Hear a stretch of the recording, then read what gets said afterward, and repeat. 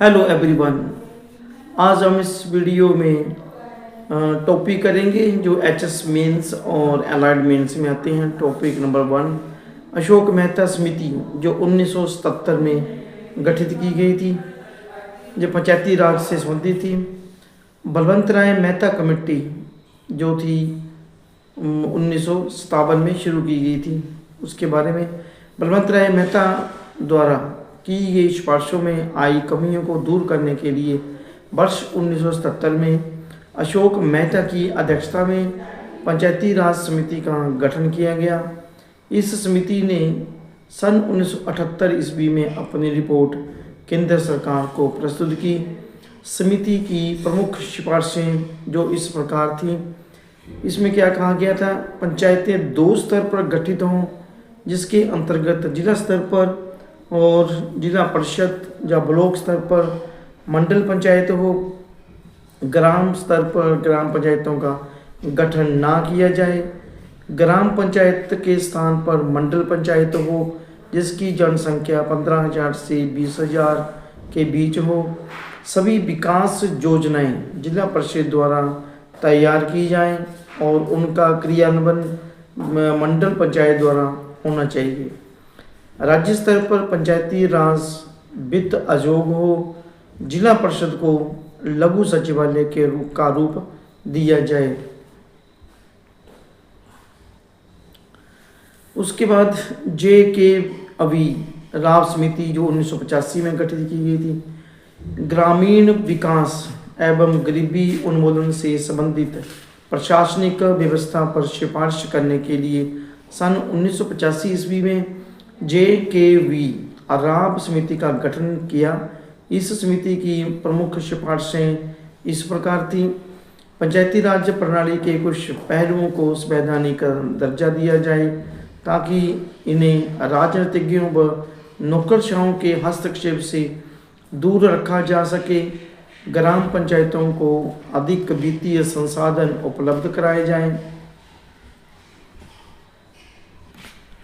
उसके बाद पी.के. थोगड़ समिति जो 1988 में गठित की गई थी, जो भी पंचायती राज से संबंधित थी। इसमें 1988 ईस्वी में पी.के. थोगन की अध्यक्षता में जिला नियोजन पर संसद की एक सलाहकार समिति का गठन किया गया। इस समिति ने पंचायती राज को सशक्त करने के लिए अनेक सिफारिशें की, जिनमें एक प्रमुख सिफारिश थी कि पंचायतों को संवैधानिक दर्जा दिया जाए। उसके बाद एक 64वां संविधान संशोधन विधेयक 1999 में जो हुआ था, ये भी एक पंचायती राज से संबंधित था। इसमें क्या कहा गया, 15 मई 1999 को राजीव गांधी की सरकार ने पंचायतों से संबंधित 64वां संविधान संशोधन विधेयक संसद में प्रस्तुत किया। यह विधेयक लोकसभा में तो पारित हो गया, परंतु राज्यसभा में पारित नहीं हो सका। वस्तुतः यही वह आधार है जो भविष्य में परिवर्तित होकर 73वें संविधान संशोधन के रूप में सामने आया। उसके बाद जो टॉपिक नंबर 5 है वह पंचायती राज नया प्रतिमान 73वां संविधान संशोधन अधिनियम 1992 में 73वें संविधान संशोधन विधेयक के रूप में 22 दिसंबर 1992 को लोकसभा द्वारा पारित किया गया। बाद में राज्यसभा द्वारा पारित किया गया। बाद में राष्ट्रपति की स्वीकृति प्राप्त होने पर यह विधेयक 24 अप्रैल 1993 को एक अधिनियम के रूप में लागू हुआ। 73वें संविधान संशोधन अधिनियम के माध्यम से पंचायतों को संविधान के भाग 9 में शामिल कर संवैधानिक दर्जा प्रदान किया गया तथा संविधान में एक 11वीं अनुसूची जोड़ी गई। 11वीं अनुसूची जो पंचायती राज से संबंधित है। 73वें संविधान संशोधन अधिनियम की प्रमुख विशेषताएं इस प्रकार हैं। इसमें क्या कहा गया है कि नंबर 1, ग्राम सभा का गठन। पंचायत व्यवस्था के तहत एक ग्राम सभा होगी जो पंचायत व्यवस्था के सबसे निचले स्तर पर होगी।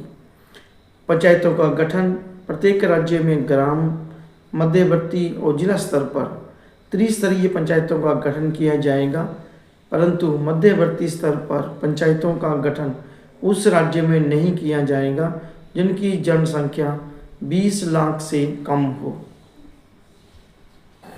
नंबर 3, पंचायतों की संरचना। पंचायत के 3 स्तरों पर सदस्यों का चुनाव प्रत्यक्ष रूप से होगा, लेकिन अध्यक्ष पदों के लिए निचले स्तर अर्थात ग्राम पंचायत को छोड़कर मध्य एवं जिला स्तर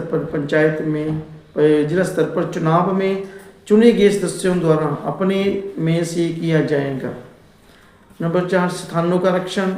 पंचायतों की 3 स्तरों में अनुसूचित जाति व जनजातियों के सदस्यों का आरक्षण उनकी जनसंख्या के अनुपात में होगा तथा इनमें 1/3 आरक्षण महिलाओं का भी होगा। नंबर 5, पंचायतों की अवधि। पंचायतों के सभी स्तरों का कार्यकाल 5 वर्ष का होगा, लेकिन इससे पहले भी इसका विघटन किया जा सकता है, लेकिन 6 मास के अंदर चुनाव कराना आवश्यक होगा। राज्य। नंबर 6, राज्य निर्वाचन आयोग का गठन। पंचायतों के लिए कराए जाने वाले सभी निर्वाचनों के लिए और उन सभी निर्वाचनों के संचालन व निर्देशन व नियंत्रण हेतु राज्य निर्वाचन आयोग होगा, जो राज्य के राज्यपाल द्वारा नियुक्त होगा। राज्य वित्त आयोग का गठन। प्रत्येक 5 वर्ष की समाप्ति पर राज्यपाल राज्य वित्त आयोग का गठन करेगा, जो पंचायतों की वित्तीय स्थिति का पुनर्विलोकन करेगा। नंबर 8, अधिनियम का कुछ क्षेत्रों में लागू ना होना। यह अधिनियम निम्न क्षेत्रों में लागू ना होगा। नंबर 1, विशिष्ट अनुसूचित क्षेत्रों में नागालैंड, मेघालय, मिजोरम राज्यों में, मणिपुर राज्य के ऐसे पर्वतीय क्षेत्रों में जहां पर्वतीय परिषद विद्यमान है, पश्चिम बंगाल के दार्जिलिंग जिले की दार्जिलिंग गोरखा पर्वतीय परिषद पर 11वीं अनुसूची में कार्यों का उल्लेख क्या किया गया है। 73वें संविधान शोधन के द्वारा संविधान में एक 11वीं अनुसूची जोड़ी गई, जिसमें कुल 29 विषय दिए गए हैं। संविधान का भाग 9 व पंचायतें, जो पंचायती राज से संबंधित है, संविधान का भाग 9, उसमें क्या कहा गया है। भाग 9 में 16 अनुच्छेद जोड़े गए हैं। अनुच्छेद 243 से अनुच्छेद 243 अणा तक। नंबर 1, अनुच्छेद 243 में क्या कहा गया है, परिभाषाएं से संबंधित हैं। अनुच्छेद 243 क ग्राम सभा से, अनुच्छेद 243 ख पंचायतों का गठन, अनुच्छेद 243 ग पंचायतों की संरचना, अनुच्छेद 243 क स्थानों का आरक्षण, अनुच्छेद 243 ग पंचायतों की अवधि, अनुच्छेद 243 च सदस्यता के लिए निर्हताएँ, अनुच्छेद 243 पंचायतों की शक्तियाँ और उत्तरदायित्व, अनुच्छेद 243 पंचायतों द्वारा कर अधिरोपित करने की शक्तियाँ, अनुच्छेद 243 वित्तीय स्थिति के पुनर्विलोकन हेतु और वित्त आयोग का गठन, अनुच्छेद 243 पंचायतों के लेखाओं की सपरीक्षा, अनुच्छेद 243 ट पंचायतों के लिए निर्वाचन, अनुच्छेद 243 संघ राज्य क्षेत्रों को लागू करना, अनुच्छेद 243 ड इस भाग का कुछ क्षेत्रों में लागू न होना, अनुच्छेद 243 ढ विद्यमान विधियों का बना रहना, अनुच्छेद 243 अण निर्वाचन संबंधी मामलों में न्यायालयों के हस्तक्षेप का वर्जन। आज हम इस वीडियो में इतने टॉपिक किए हैं। अगर आपको वीडियो पसंद आए तो लाइक करें और शेयर जरूर करें और नीचे कमेंट जरूर करें। ये टॉपिक HS मेंस या अलाइड मेंस के लिए महत्वपूर्ण है। धन्यवाद। जय हिंद।